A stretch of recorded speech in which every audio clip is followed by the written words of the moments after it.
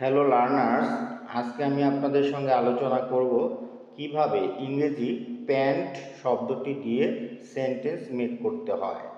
তার আগে কিছু ইংরেজি ওয়ার্ডের বাংলা মিনিং আমরা মজা করে শিখে নেব। আমরা সকলেই জানি যে অ্যান্ট শব্দটির বাংলা অর্থ হলো পিঁপড়া, আর অ্যান্টের আগে পি যুক্ত করলে হয় প্যান্ট। প্যান্ট শব্দটির অর্থ হলো হাঁপানো, হাড় অর্থ তাকে, প্যান্ট এবং হাড় মিলে হয় প্যান্থার। প্যান্থার অর্থ হলো কালো চিতা।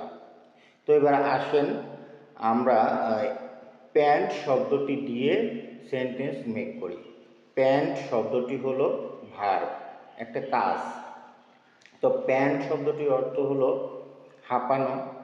তাহলে এই প্যান্ট শব্দটি দিয়ে যদি সেন্টেন্স মেক করতে চাই, তাহলে প্রথমে আমাদেরকে থিঙ্ক করতে হবে বা চিন্তা করতে হবে যে কে হাঁপায়।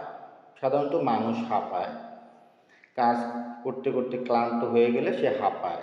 তো সেক্ষেত্রে প্যান্টের আগে একজন ব্যক্তিকে বসাতে হবে। ধরে নেই সেই লোকটি হলো একজন বৃদ্ধ লোক, দ্য ওল্ড ম্যান।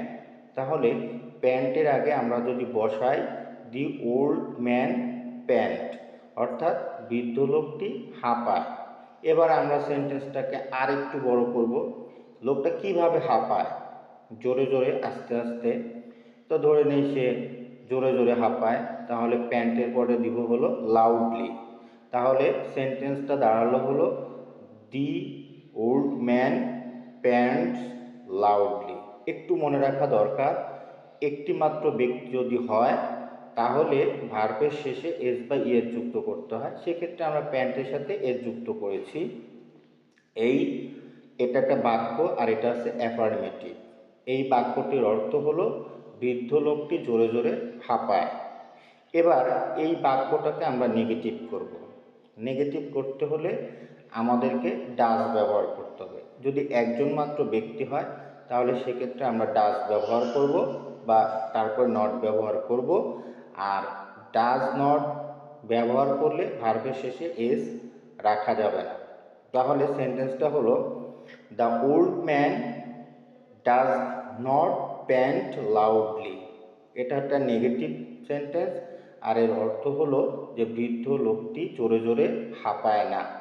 এবার আমরা এই প্যান্ট শব্দটি দিয়ে এর ইন্টারোগেটিভ সেন্টেন্সটি তৈরি করব।